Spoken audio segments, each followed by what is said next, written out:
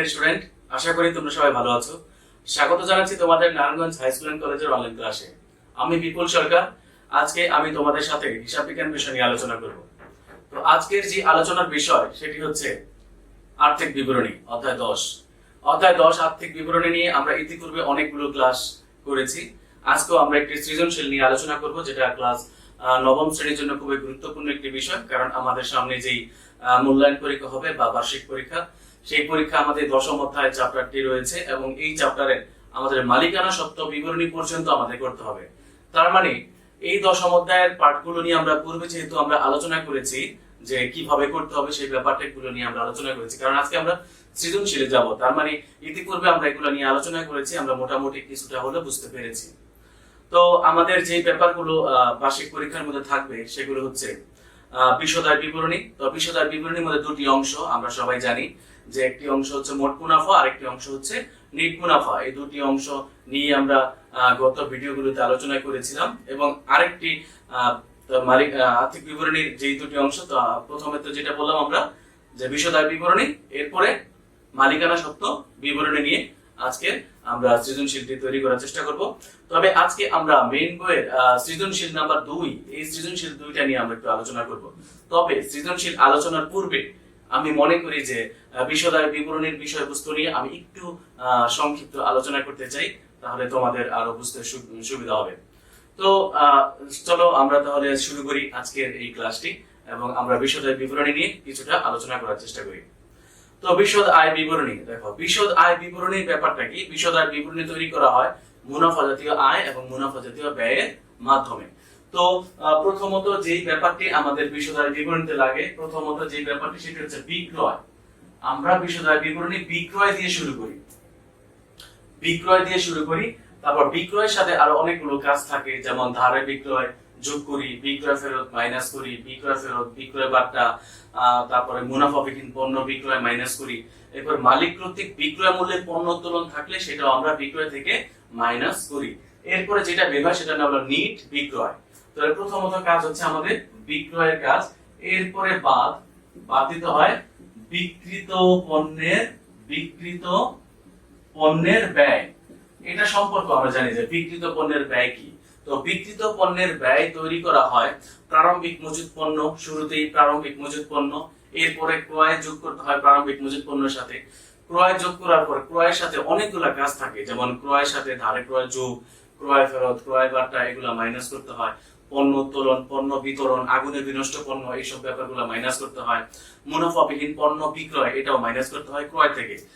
তারপরে ক্রয় থেকে এগুলো মাইনাস করার পর এরপরে আরো অন্যান্য যে প্রত্যক্ষ ব্যয়গুলো থাকে, প্রত্যক্ষ ব্যয় বলতে আমরা বুঝি যে ব্যয় পণ্য ক্রয়ের জন্য সরাসরি হয়েছে তাকে বলা হয় প্রত্যক্ষ ব্যয়, যেমন ক্রয় পরিবহন বা আন্তঃপরিবহন, মজুরি, আমদানি শুল্ক, জাহাজ ভাড়া, ডক চার্জ, এই সকল ব্যাপারগুলোকে বলা হয় প্রত্যক্ষ খরচ। এই সকল খরচগুলোকে লেখার পর তারপরে আমরা কি করি, সমাপনী মজুত পণ্য বিয়োগ করি। সমাপনী মজুত পণ্য বিয়োগ করার পর যে ফলটা পাই তার নাম হচ্ছে কি বিক্রিত পণ্যের ব্যয়। এরপর বিক্রয় থেকে বিক্রিত পণ্যের ব্যয় বাদ দিলে আমরা যেই ব্যাপারটা পাই তার নাম হচ্ছে কি মোট মুনাফা। এগুলো আমরা ছক পূর্বে আলোচনা করেছি, যে না বিস্তারিত বিবরণগুলো লিখলাম না, জাস্ট বলে দিচ্ছি। তাহলে বিক্রয় থেকে বিক্রিত পণ্যের ব্যয় বাদ দিলে আমরা যেই ব্যাপারটা পাই তার নাম হচ্ছে মোট মুনাফা। তাহলে তোমাদের অবশ্যই মনে আছে যে এই যে মোট মুনাফা পর্যন্ত করার জন্য আমাদের যেই সকল উপাদানগুলো প্রয়োজন হইল, যেমন বিক্রয় এবং বা বিক্রিত পণ্যের ব্যয়, যে ব্যাপারগুলো আমরা জানলাম বা যেগুলো লিস্ট আমরা আগে পড়েছি, তো এই উপাদানগুলো দেখা মাত্র আমরা ক্যাপিটাল লেটার এ চিহ্ন ব্যবহার করব। এ বড় হাতের এ ব্যবহার করব, ইংরেজি শব্দটা এ বর্ণ ব্যবহার করব এ। তাহলে এ চিহ্নিত উপাদান দ্বারা আমরা বের করব হচ্ছে গিয়ে মোট মুনাফা।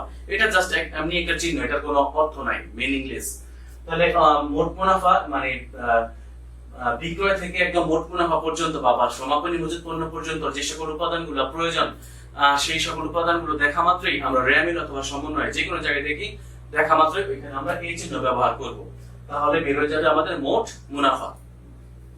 এরপর মোট মুনাফার পর থেকে আমাদের যেতে হবে নিট মুনাফা পর্যন্ত। তো নিট মুনাফা পর্যন্ত যদি আমরা যাই, নিট মুনাফা বের করার জন্য আমাদের 3টা ধাপ পার হতে হয়। নিট মুনাফা পর্যন্ত যেতে গেলে আমাদের 3টা ধাপ পার হতে হয়। মোট মুনাফার পর প্রথম ধাপ হইতাছে আমাদের পরিচালন ব্যয়, লিখতে হয় পরিচালন ব্যয়। এখন পরিচালন ব্যয়, ব্যবসা পরিচালনা করার জন্য যে ব্যয় হয়, ব্যবসাটাকে মেনটেন করার জন্য, ব্যবসাকে মেনটেন করার জন্য যে ধরনের ব্যয় হয় তাকে বলা হয় পরিচালন ব্যয়। অথবা আমরা এটা বলতে পারি যে গোডাউনে পণ্য আনার পর সেই পণ্য ভোক্তার কাছে পৌঁছানো পর্যন্ত সকল খরচগুলোকে বলা হয় পরোক্ষ পরিচালন ব্যয়। পরোক্ষ পরিচালন ব্যয়। এখন এই পরিচালন ব্যয়গুলো কি কি?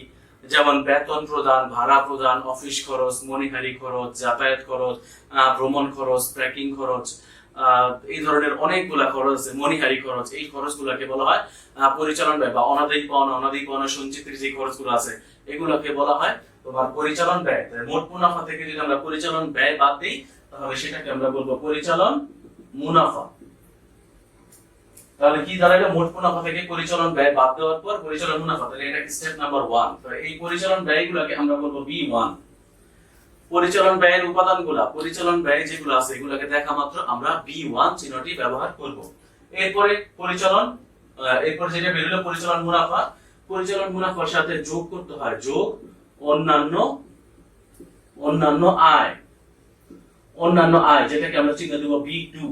অন্যান্য আয় বলতে কারবারে যত ধরনের অপরিচালন আয় আছে, যেই আয়গুলো সাইড ইনকাম, যেমন বিনিয়োগের সুদ, ব্যাংক জমার সুদ, সকল প্রকার সুদ প্রাপ্তি, ভাড়া প্রাপ্তি, বাট্টা প্রাপ্তি, কমিশন প্রাপ্তি, শিক্ষানবিশ সালামি, লভ্যাংশ প্রাপ্তি, স্থায়ী সম্পদ বিক্রয়জনিত লাভ, এগুলাকে বলা হয় অন্যান্য আয়। এগুলা এই পরিচালন মুনাফার সাথে কি হবে?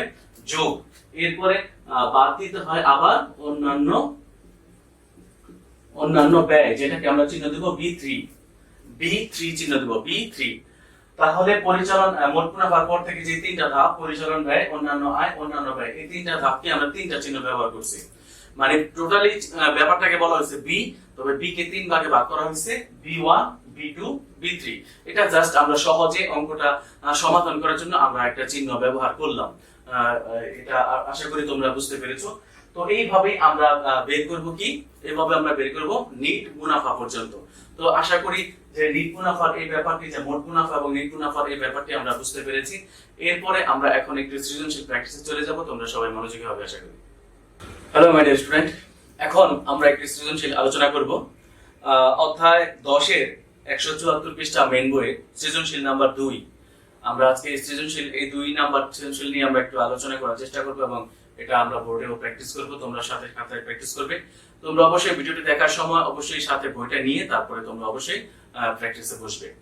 দেখো, রিমঝিম এন্টারপ্রাইজের 2017 সালের 31 ডিসেম্বর তারিখে কতিপয় খতিয়ানের উদ্বৃত্ত এবং প্রয়োজনীয় সমন্বয় সমূহ দেওয়া আছে। তো প্রথমত আমরা রেয়ামিলের ভিতরে যে সকল আইটেমগুলো আছে সেগুলোকে আমরা চিহ্নিত করব, যে কোনটা মোট মুনাফার মধ্যে বসবে, কোন আইটেমগুলো নিট মুনাফার মধ্যে বসবে। এই ব্যাপারগুলো আজকে আমরা চিহ্নিত করার চেষ্টা করব। এরপর আমরা এটা সমাধানে যাব। তো দেখো, শুরুতেই লেখা আছে প্রারম্ভিক মজুদ পণ্য। তাহলে এই যে প্রারম্ভিক মজুদ পণ্য, এটা কোথায় কাজ হয়? প্রারম্ভিক মজুদ পণ্য বিক্রিত পণ্য ব্যয়ের মধ্যে কাজ হয়। মোট মুনাফার অংশে বিক্রিত পণ্য ব্যয়ের মধ্যে কাজ হয়। তাহলে আমরা জানি যে মোট মুনাফার অংশে যে সকল উপাদানগুলো ব্যবহৃত হবে ওগুলোকে আমরা এ চিহ্ন দিয়ে দেখাবো, এ। তাহলে প্রারম্ভিক মজুদ পণ্যের পাশে আমরা চিহ্ন দিব এ, দেই অবশ্যই এ চিহ্ন দিব। ক্রয় বিক্রয়, এটাও আমরা মোট মুনাফার অংশের মধ্যে কাজ হবে, কারণ বিক্রয় সবার আগে বিশদায় বিবরণ শুরু হয় বিক্রয়, তারপর বিক্রিত পণ্যের মধ্যেই ক্রয়টা বসে। তাহলে ক্রয় এবং বিক্রয় এটাও আমরা মোট মুনাফার মধ্যে কাজ হবে, তাহলে চিহ্ন দিব এ। আন্তঃপরিবহন, আন্তঃপরিবহন মানে হচ্ছে ক্রয় পরিবহন। তো ক্রয় পরিবহন এটা বিক্রিত পণ্য ব্যয়ের মধ্যে গিয়ে যোগ হয়। তো ক্রয় পরিবহনের পাশে আমরা লিখবো এ। এরপর ফেরত, দেখো ফেরত বলা আছে ডেবিট পাশে 12,000 টাকা, ক্রেডিট পাশে 5,000 টাকা। এই যে ফেরত, এই ফেরত মানে ডেবিট পাশের টাকাটা হলো বিক্রয় ফেরত আর ক্রেডিট পাশের টাকাটা হচ্ছে ক্রয় ফেরত। তাহলে ফেরত বিক্রয় থেকে মাইনাস, ক্রয় ফেরত ক্রয় থেকে মাইনাস হয়। তাহলে এটাও আমরা চিহ্নিত করব এ। এরপরে দেখো বাট্টা, এখানে যে বাট্টা বলা আছে এটা কিন্তু কারবারি বাট্টা বলা হয়নি। এখানে যে বাট্টা বলা আছে তার মানে এটা হলো নগদ বাট্টা। ডেবিট পাশে একটা বাট্টা আছে, ক্রেডিট পাশে একটা বাট্টা আছে। তো ডেবিট পাশের বাট্টাকে বলবো আমরা প্রদত্ত বাট্টা আর ক্রেডিট পাশের বাট্টাকে বলবো প্রাপ্ত বাট্টা। তো প্রদত্ত বাট্টা হচ্ছে কারবারের জন্য পরিচালন ব্যয়, তাহলে এটাকে দিব B1, এবং প্রাপ্ত বাট্টা হচ্ছে কারবারের জন্য অন্যান্য আয়, তার মানে B2। তার মানে আমরা পাশে লিখতে পারি B1 প্লাস B2, যে ডেবিট পাশের বাট্টাটা পরিচালন ব্যয়ের মধ্যে বসবে আর ক্রেডিট পাশের বাট্টাটা অন্যান্য আয়ের মধ্যে গিয়ে বসবে। এরপর দেখো বেতন 9 মাস বলা আছে, তার মানে এখানে যে 54,000 টাকা বেতন দেওয়া হয়েছে সেই বেতনটা হলো 9 মাসের টাকা। তো আমাদের হিসাবটা তো পুরো 12 মাস। 12 মাসের যদি হিসাব হয়ে থাকে আর রেয়া মিলে টাকা দেওয়া আছে বেতনের টাকা 9 মাস, তার মানে 3 মাসের বেতনের টাকাটা কি আছে, বকেয়া আছে। তাহলে এই যে 54,000 টাকা 9 মাসে 54,000 টাকা যদি হয়, তাহলে 54,000 টাকাকে 9 দিয়ে ভাগ করব আর 3 দিয়ে আমরা গুণ করব। তো 9 দিয়ে যদি আমরা 54 কে ভাগ করি 6 নং 54, 6,000 টাকা হয় এক মাসে, তো 3 মাসে হয় 18,000 টাকা। তাহলে বেতন তো B1 অবশ্যই, বেতন B1, তবে এই B1 এর বেতনের সাথে আরো 3 মাসের বেতনের টাকা কি হবে, যোগ হবে বকেয়া বেতন নামে। তো B1 আমরা দাগিয়ে রাখলাম B1। এরপর দেখো আমদানি শুল্ক। আমদানি শুল্ক হচ্ছে বিক্রিত পণ্য ব্যয়ের মধ্যে কাজ হবে, তাহলে আমদানি শুল্কের পাশে আমরা চিহ্ন লিখবো A। তারপর মনিহারি হচ্ছে পরিচালন ব্যয় B1, পরিচালন ব্যয় B1 এ বসবে। এরপর বিজ্ঞাপনও পরিচালন ব্যয়, এটাও B1 এর মধ্যে বসাবো। প্রাপ্য বিল হচ্ছে চলতি সম্পদ, এটা আমরা এখনো আপাতত এই ব্যাপারে এখন আমরা জানি না, আমরা পরে এইটা নিয়ে কাজ করব প্রাপ্য বিল। তো আপাতত আমরা রেয়ার মিলটা দেখিয়ে নিলাম যে কোনটা মোট মুনাফার মধ্যে আসবে এবং কোনগুলো বিশদায় বিবরণীর মধ্যে যাবে। এরপরে সমন্বয় যদি যাই, সমন্বয়ে দেখো সমাপনী মজুত পণ্যের ক্রয় মূল্য 40,000 টাকা, যার বাজার মূল্য 2,000 টাকা বেশি। তাহলে ক্রয় মূল্য হচ্ছে 40,000 টাকা আর বাজার মূল্য 2,000 টাকা যদি বেশি হয়, তাহলে বাজার মূল্য দাঁড়ায় কত, 42,000 টাকা। তো দুইটা মজুত পণ্যের মধ্যে যেটা সবচেয়ে কম, যেটা ছোট, সেই ছোট টাকাটাই আমরা ব্যবহার করব অঙ্কের মধ্যে। তো সমাপনী মজুত পণ্য কোথায় কাজ হয়, সমাপনী মজুত পণ্য কাজ হয় বিক্রিত পণ্য ব্যয়ের মধ্যে গিয়ে মাইনাস হয়, তাহলে এটা এতে কাজ হবে। তাহলে আমরা সমাপনী মজুত পণ্যের উপরে 40,000 টাকার উপরে চিহ্ন দিব এ। এরপরে প্রারম্ভিক মজুত পণ্যের মধ্যে 500 টাকার মনিহারি অন্তর্ভুক্ত আছে। দেখো প্রারম্ভিক মজুত পণ্য তো বিক্রিত পণ্য ব্যয়ের মধ্যে বসে, আর মনিহারি তো আর বিক্রিত পণ্য ব্যয়ের মধ্যে বসে না, মনিহারি বসে পরিচালন ব্যয়ের মধ্যে B1 এ। তাহলে প্রারম্ভিক মজুত পণ্যের মধ্যে মনিহারি যুক্ত আছে, তাহলে এটা তো ঠিক হয় নাই।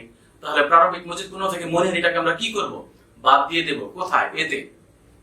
তাহলে এতে প্রারম্ভিক মজুত পণ্য দেখো রেয়া মিলে দেওয়া আছে 30,000 টাকা, তো 30,000 টাকা থেকে মনিহারি 500 টাকা কি করব, বাদ দিয়ে দিব। বাদ দিয়ে এই 500 টাকা মনিহারি আবার কোথায়, B1 এ গিয়ে বসবে। তার মানে এই 500 টাকা মনিহারি দুইবার কাজ হবে, একবার এতে প্রারম্ভিক মজুত পণ্য থেকে মাইনাস এ, আর একবার মনিহারি রেয়া মিলে যে মনিহারি দেওয়া আছে দেখো মনিহারি, ওই মনিহারির সাথে গিয়ে আবার প্রারম্ভিক হিসাবে কি হবে, যোগ। তাহলে A প্লাস B1, এতে কাজ হবে এবং B1 এও কাজ হবে। ওকে। এরপর সম্ভাব্য ক্রেতাদের মাঝে 6,000 টাকার পণ্য বিনামূল্যে বিতরণ করা হয়েছে, যা হিসাবভুক্ত হয়নি, এটা কেবল বিনামূল্যে পণ্য বিতরণ।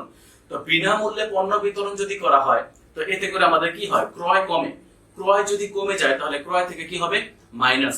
কারণ বিনামূল্যে পণ্য বিতরণের জাবেদা হচ্ছে বিজ্ঞাপন হিসাব ডেবিট আর ক্রয় হিসাব ক্রেডিট, মানে বিজ্ঞাপনের সাথে যোগ আবার ক্রয় থেকে বিয়োগ।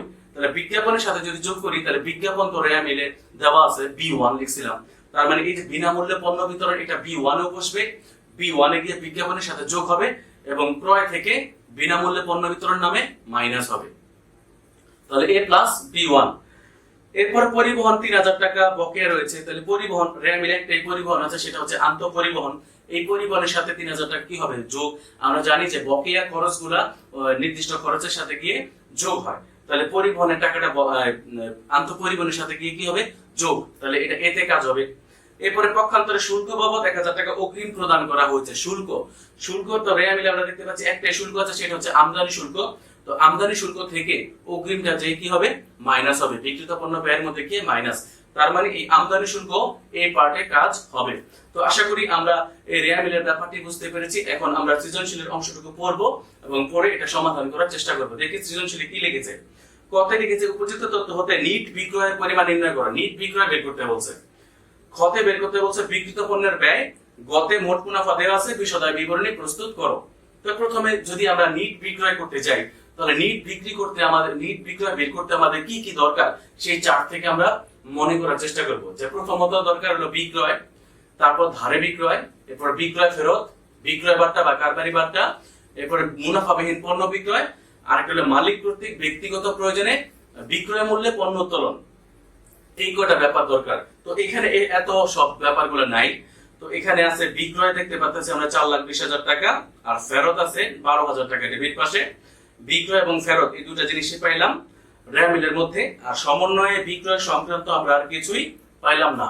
তাহলে এই বিক্রয় থেকে যদি আমরা বিক্রয় ফেরতটা বাদ দেই, তাহলে কিন্তু আমাদের নিট বিক্রয়ের পরিমাণটা বের হয়ে আসবে। তাহলে 2 নম্বর সৃজনশীলের ক আমরা সমাধান করব। এখন সৃজনশীল নাম্বার 2 এর ক, এখানে লিখবো নিট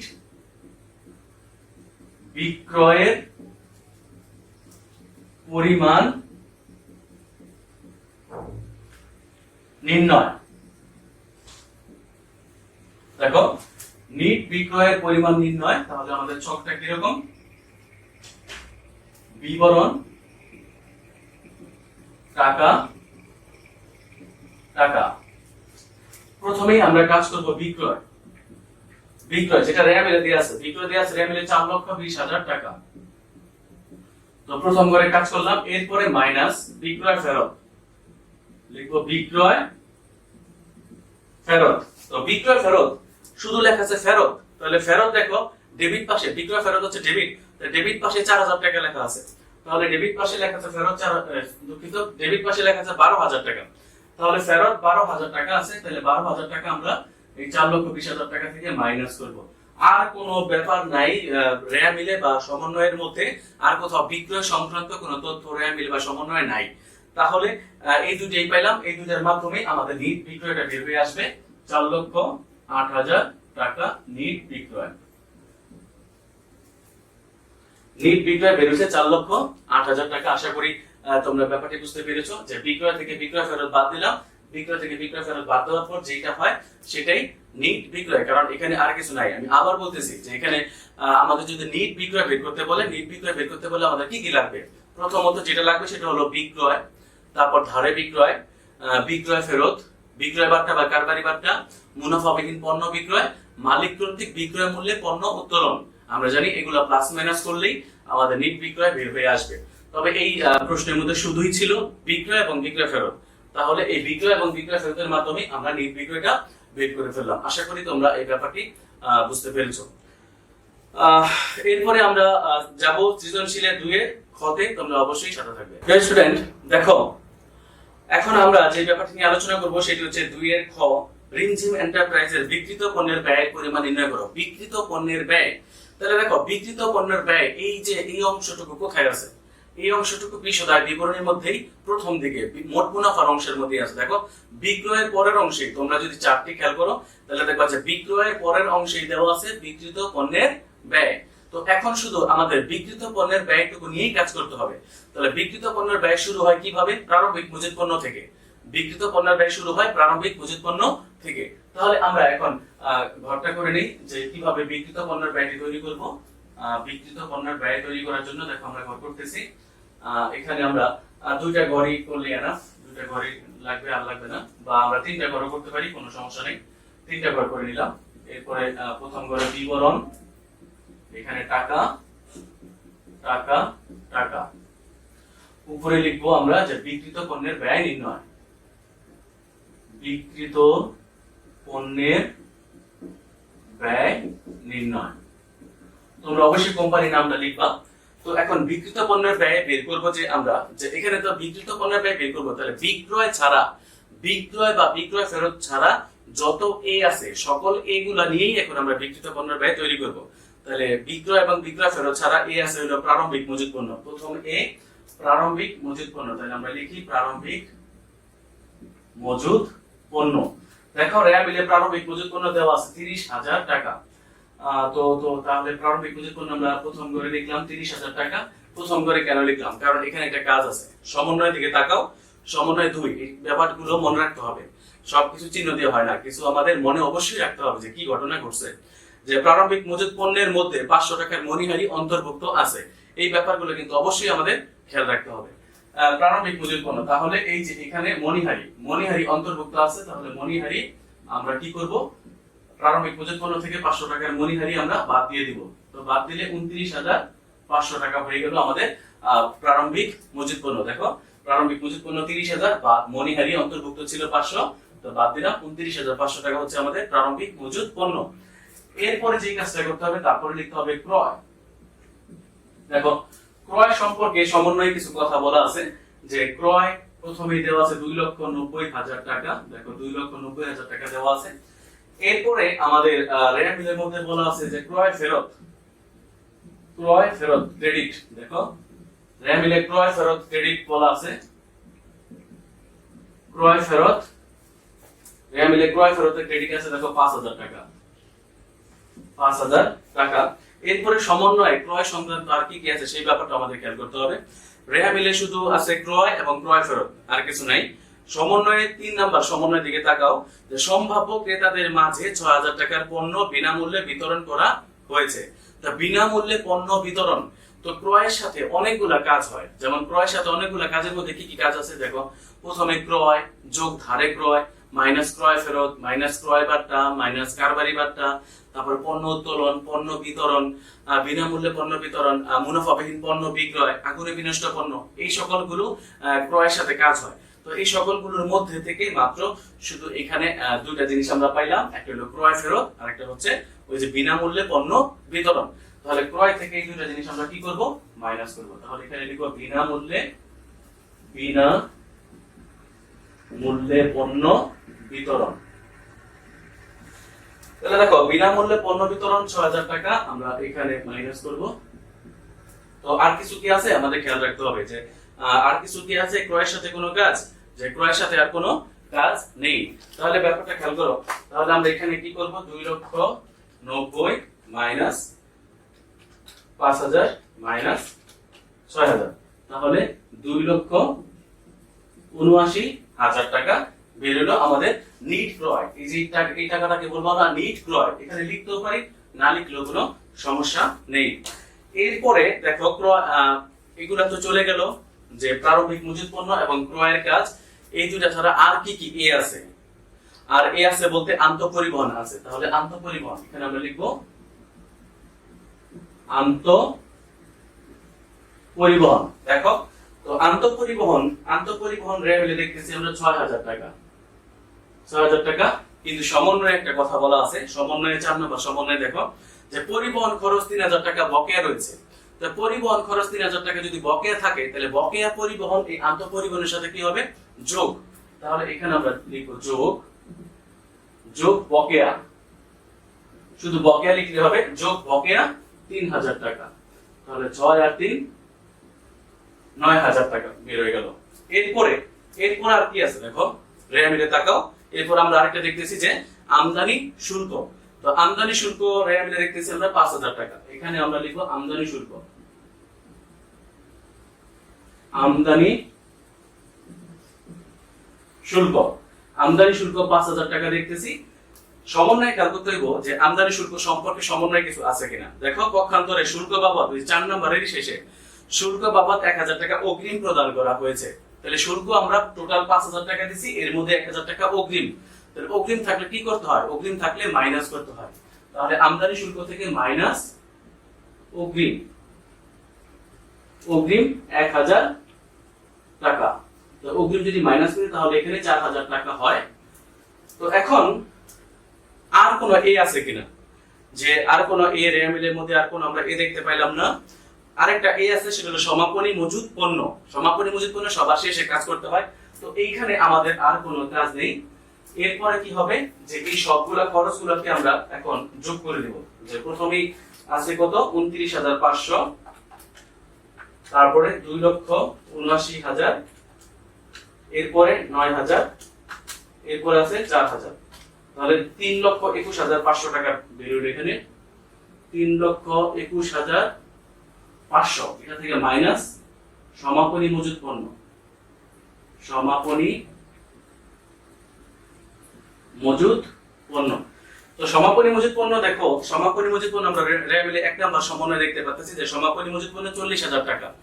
সমাপনী মজুদ পণ্য 40,000 টাকা। তো আমরা এখানে 40,000 টাকা সমাপনী মজুদ পণ্য যদি বাদ দেই, 3,21,500 টাকা থেকে 3,21,500 মাইনাস 40,000 টাকা, তাহলে কত দাঁড়ালো, 2,81,500 টাকা। তাহলে এই যে 2,81,500 টাকা যেটা দাঁড়াইলো 2,81,500, এটাই হইতাছে বিক্রিত পণ্যের ব্যয়। আশা করি যে এই বিক্রিত পণ্যের যে ব্যাপারটি, এই ব্যাপারটি আমরা বুঝতে পেরেছি যে কিভাবে বিক্রিত পণ্যের ব্যয় নির্ণয় করতে হয়।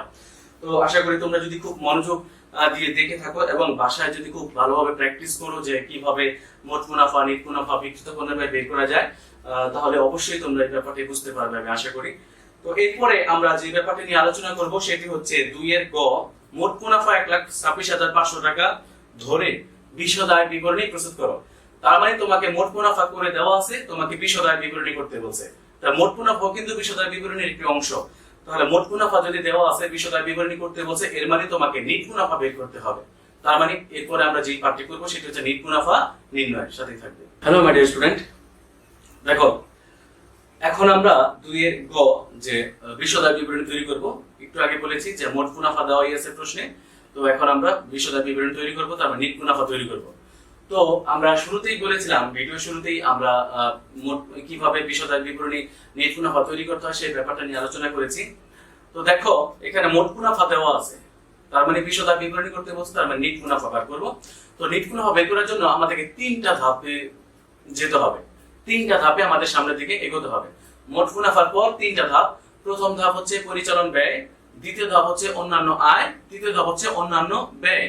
তাহলে প্রথম ধাপ আমরা পরিচালন ব্যয়গুলোকে আমরা দেখাইছিলাম B1 দিয়ে আমরা দেখাইছি পরিচালন ব্যয়, B2 এর মাধ্যমে দেখাইছিলাম অন্যান্য আয়, এবং B3 এর মাধ্যমে আমরা দেখাইছি অন্যান্য ব্যয়। তো আমরা এখন সেই B1, B2 এবং B3 সেই চিহ্নগুলো নিয়ে এখন আমরা পরিচালন এই নিট মুনাফার অংশটুকু আমরা করব। তো শুরুতেই দেখো আমরা লিখে নিলাম যে রিমঝিম এন্টারপ্রাইজের বিশদায় বিবরণী 17 সালের 31 ডিসেম্বর সমাপ্ত বছরের জন্য, এটা আমাদের লিখতে হবে। পরীক্ষার প্রশ্নে এইভাবে আমাদের লিখতে হবে। শুরুতেই আমরা লিখলাম মোট মুনাফা। প্রশ্নে লিখতে পারি, আমরা ব্র্যাকেট দিয়ে লিখতে পারি প্রশ্নে প্রদত্ত, কারণ এটা প্রশ্নে দেয়া আছে, প্রশ্নে প্রদত্ত। তো মোট মুনাফা লিখলাম 1,26,500, যেটা আমরা একদম 3 নাম্বার করে লিখবো 1,26,500 টাকা। এরপরে লিখবো বাদ পরিচালন ব্যয়, পরিচালন ব্যয়। তো এখন পরিচালন ব্যয় আমি এখানে চিহ্ন দিয়ে রাখি B1, জাস্ট এমনি বোঝার জন্য। আমরা পরীক্ষা খাতায় কিন্তু এই B1 লিখবো না, জাস্ট এখন বোঝার জন্য আমরা দিতেছি যে B1, যে এইখানে পরিচালন ব্যয় বলতে যত B1 আছে সবগুলো এখানে বসবে। তাহলে দেখো B1 আমরা দাগিয়েছিলাম কোথায়? B1 প্রথমেই পাইলাম আমরা বারটা। তো ডেবিট পাশের টাকাটা হলো B1 আর ক্রেডিট পাশের টাকাটা হলো B2, কারণ আমরা একটু আগে দাগিয়েছিলাম বারটা হচ্ছে B1 প্লাস B2। তাহলে বারটা শুরুতেই যেহেতু লেখা আছে বারটা, তো এটা আমরা লিখি প্রদত্ত বারটা, কারণ ডেবিট পাশে যেই বারটা আছে সেটাকে বলা হয় প্রদত্ত বারটা। তাহলে বারটা 7,000 টাকা আমরা 2 নাম্বার করে লিখলাম। এরপরে B1 আছে কি, যে বেতন। দেখো বেতন 54,000 টাকা, ব্র্যাকেটে 9 মাস। তো 9 মাসে বলা আছে 54,000 টাকা, তার মানে আরো 3 মাস বকে আছে। এই বেতনে যেহেতু B1, তাহলে আমরা লিখবো বেতন 54,000 টাকা এখানে লিখবো। তারপরে এর সাথে যোগ বকেয়া, কারণ আমাদের হিসাবটা হচ্ছে 12 মাস, এর মধ্যে 9 মাস বলা আছে ব্র্যাকেটে, তার মানে 3 মাস বকে আছে। তাহলে আমরা এই 9 মাসে যদি 54,000 টাকা হয়, তাহলে আমরা এই 54,000 টাকাকে 9 দিয়ে ভাগ করে 3 দিয়ে গুণ করে দেব। তাহলে 6 নং 54, 6 নং যদি 54 হয়, আবার 3 6 18,000 টাকা, 18,000 টাকা হইতেছে আমাদের মোট বেতন। তাহলে এখানে 72,000 টাকা আমাদের মোট বেতন হয়ে গেল। তাহলে বেতনের কাজটা গেল। এরপরে আমাদের দেখতে হবে যে কি আছে, আমদানি শুল্ক তো আমরা লিখেছি এতে।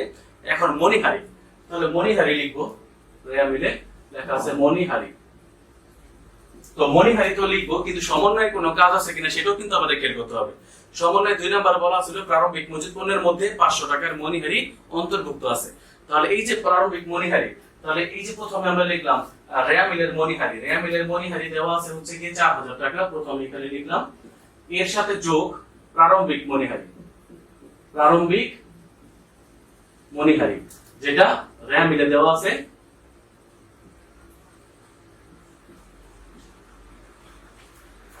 যেটা সমন্বয় দেওয়া আছে 500 টাকা। তো ব্যাপারটা আবার খেয়াল করো যে মণিহারি রেয়া মিলে দেওয়া আছে 4,000 টাকা, যোগ প্রারম্ভিক মণিহারি, যেই মণিহারিটা প্রারম্ভিক মজুত পণ্যের মধ্যে যুক্ত ছিল, সেটা আমরা প্রারম্ভিক মজুত পণ্য থেকে মাইনাস করে নিয়ে আসা কি বললাম মণিহারির সাথে যোগ করে দিলাম। এরপরে লেখা আছে দেখো বিজ্ঞাপন, রেয়া মিলে আমরা দেখতেছি বিজ্ঞাপন। তো আমরা লিখি বিজ্ঞাপন 6,000 টাকা। তবে সমন্বয় খেয়াল করতে হবে যে বিজ্ঞাপন সংক্রান্ত কোনো তথ্য আছে কিনা। যেমন সমন্বয় 3 যদি আমরা তাকাই, তাহলে দেখো সম্ভাব্য ক্রেতাদের মাঝে 6,000 টাকার পণ্য বিনামূল্যে বিতরণ করা হয়েছে। পণ্য বিতরণ, তাহলে পণ্য বিতরণ কেন করা হয়? বিজ্ঞাপনের উদ্দেশ্যে। তাহলে পণ্য বিতরণ করছে, তাহলে আমাদের বিজ্ঞাপন বাবদ ব্যয় কি অবশ্যই বেড়েছে। তাহলে বিজ্ঞাপন ব্যয় যদি বাড়ে, তাহলে এই যে ৬০০০ টাকা যে পণ্য বিতরণ, এটা বিজ্ঞাপনের সাথে যে কি হবে যোগ, কারণ ওইখানে আমরা লিখছিলাম a প্লাস b1। তাহলে এখানে আমরা লিখবো যে বিনামূল্যে পণ্য বিতরণ, বিনামূল্যে পণ্য বিতরণ, বিনামূল্যে পণ্য বিতরণ ছিল ৬০০০ টাকা। তো রেয়া মিলে বিজ্ঞাপন ছিল ৬০০০ টাকা, রেয়া মিলে বিজ্ঞাপন ছিল হচ্ছে কি ১২,০০০ টাকা। দুঃখিত, রেয়া মিলে বিজ্ঞাপন ছিল ১২,০০০ টাকা, আর সমন্বয় বিনামূল্যে পণ্য বিতরণ হচ্ছে ৬০০০ টাকা। তাহলে ১২ আর ৬ ১৮,০০০ টাকা, ১৮,০০০ টাকা মোট বিজ্ঞাপন। এরপরে আর কোনো কিছু আছে কিনা আমাদের খেয়াল করতে হবে, যে রেয়া মিলে আর কোনো নাই, আর কোনো B1 লেখা নাই। সমন্বয়ে আর কোথাও B1 লেখা আছে কিনা আমরা দেখতে পাচ্ছি না, যে সমন্বয়ে আর কোথাও B1 নাই।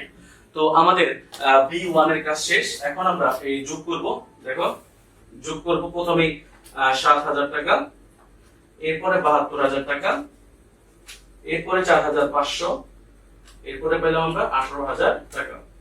তো এই সবগুলো যদি যোগ করি তাহলে হয় আমাদের ১,০১,৫০০ টাকা। সবগুলো যোগ করে নিয়ে আসলাম ১,০১,৫০০ টাকা। তাহলে এই যে এই টাকাটার নাম হচ্ছে পরিচালন ব্যয়। এই পরিচালন ব্যয় আমরা মোট মুনাফা থেকে কি করব, মাইনাস করব। ১,২৬,৫০০ টাকা থেকে ওই টাকাটা মাইনাস করলে যেটা বের হয় তার নাম ২৫,০০০ টাকা। এই ২৫,০০০ টাকা এটার নাম হইতেছে পরিচালন মুনাফা, পরিচালন মুনাফা। তাহলে দেখো আমরা প্রথম স্টেপ মানে ফার্স্ট পার্টের কাজটা করে ফেললাম, যে মোট মুনাফা থেকে পরিচালন ব্যয় বাদ দিতে হয়। তো পরিচালন ব্যয় আমরা বাদ দিলাম। পরিচালন ব্যয় বাদ দেওয়ার পর আমাদের এখানে ২৫,০০০ টাকা বের হয়েছে। ২৫,০০০ টাকার নাম হচ্ছে পরিচালন মুনাফা। তো এরপরে আমাদের আরো দুইটা স্টেপে কাজ আছে। সেই দুইটা স্টেপ দেখো, যে দুইটা ধাপে আমাদের যেই কাজ আছে সেই কাজগুলো একটু খেয়াল করতে হবে। যে দুইটা ধাপের কি একটা হলো B2 আর একটা হলো B3, মানে অন্যান্য আয় এবং অন্যান্য ব্যয়, সেটা আছে কিনা সেটা খেয়াল করতে হবে। যে রেয়া মিলের মধ্যে আমরা দেখতে পাচ্ছি শুধু B2 আছে। B2 বলতে শুধু বার্তা প্রাপ্তি, ওই যে বার্তা ডেবিট পাশে আছে ৭,০০০ টাকা, ক্রেডিট পাশে আছে ১০,০০০ টাকা। শুধু এই ডেবিট পাশের টাকাটা তো আমরা এখানে লিখলাম পরিচালন ব্যয়ের মধ্যে, কিন্তু ক্রেডিট পাশে যে বার্তা টাকাটা আছে সেটা নাম হলো বার্তা প্রাপ্তি, ওটাকে বলবো আমরা B2 বা অন্যান্য আয়, এটা আছে। আর রেয়া মিলে আর কোথাও B2 নাই। তো এখানে জায়গা শেষ, আমরা এখানে লিখবো যোগ অন্যান্য আয়, অন্যান্য আয় লিখে তারপর আমরা এখানে লিখবো বার্তা প্রাপ্তি, বার্তা প্রাপ্তি। তো দেখতে পাচ্ছি যে একটাই B2 আছে, মানে অন্যান্য আয় একটাই উপাদান, সেটা হচ্ছে বার্তা প্রাপ্তি ১০,০০০ টাকা। এই জন্য আমরা সরাসরি ১০,০০০ টাকা এখানে লিখলাম। তো এখন দেখো এই ২৫,০০০ টাকার সাথে যদি আমি ১০,০০০ টাকা যোগ করি তাহলে এখানে যেটা দাঁড়ায় তার নাম হচ্ছে ৩৫,০০০ টাকা। এরপরে B3 খুঁজতে হবে। B3 মানে অন্যান্য ব্যয়। তো অন্যান্য ব্যয় B3 রেয়া মিলে বা সমন্বয় কোথাও অন্যান্য ব্যয় বা B3 নাই। যদি না থাকলে সমস্যা নাই। এই পর্যন্ত আমাদের অঙ্ক শেষ। এই ৩৫,০০০ টাকা এটার নাম হইতাছে নিট মুনাফা। তাহলে আমাদের এই পর্যন্ত অঙ্ক শেষ। এভাবে আমরা ক্লোজ করে দিব। আমরা আশা করি বুঝতে পেরেছি যে কিভাবে আমাদের মোট মুনাফা থেকে নিট মুনাফা তৈরি করতে হয়। যে মোট মুনাফা দেওয়া আছে, এর থেকে আমরা বাদ পরিচালন ব্যয়গুলো তোমরা চার্টে শিখেছিলাম, সেই অনুযায়ী আমরা পরিচালন ব্যয়গুলো লিখলাম। তো মোট মুনাফা থেকে পরিচালন ব্যয়গুলো বাদ দেওয়ার পর যা হলো তার নাম হলো পরিচালন মুনাফা। পরিচালন মুনাফার সাথে এরপরে দ্বিতীয় ধাপে আমরা যেটা বের করছি অন্যান্য আয় যোগ করেছি।